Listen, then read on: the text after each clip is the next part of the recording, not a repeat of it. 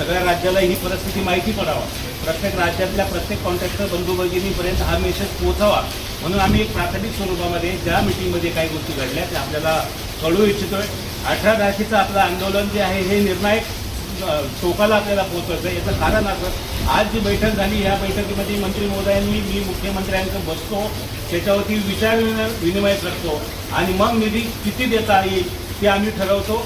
याचं साधक बाधक आम्हाला व्यवस्थित जे काय निर्णायक जे काही निर्णय तो आज निर्णय झालेला नाही. आपल्या मित्रमंडळींना एवढंच सांगायचं आहे की आपण आज 2 महिन्यापासून जे काही नियोजन करतो की आमच्या अडीच वर्षापासून आमचं जे काही देयक बाकी आहे, जे शासनाला माहिती होतं 2.5 वर्षापासून आहे, परंतु आज जे काय अभ्यासपूर्वक प्रशासनाने यायचं होतं 8 दिवसामध्ये सुद्धा प्रशासन अभ्यासपूर्वक नाही आलं आणि आपल्याला ठोस अशी हमी दिली नाही.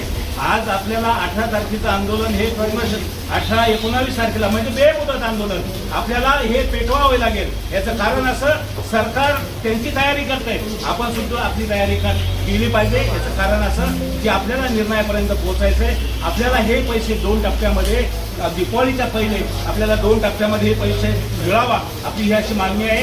या 18 तारखेपासून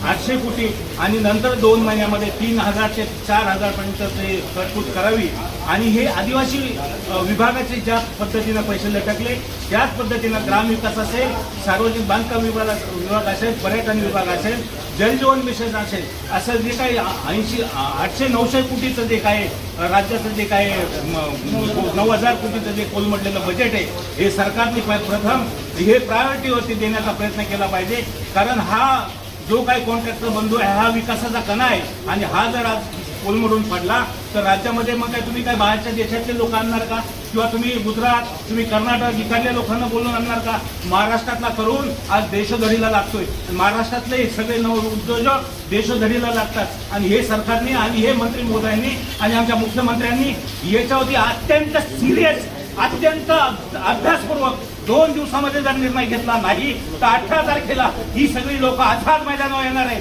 आणि आझाद मैदानावर आल्यानंतर सरकारला याचं उत्तर नाही, पैसे द्यावे लागतील. या भूमिकेने आपण सगळ्यांनी आलं पाहिजे. ही माझ्या सगळ्या महाराष्ट्रातल्या बंधू भगिनींना कळकळीची विनंती आहे. आपण आता घरी बसू नका, आपलं आंदोलन हे पेटत ठेवा. आपण सगळ्यांनी इथं येण्याची आम्ही आपल्याला नम्र विनंती करतोय.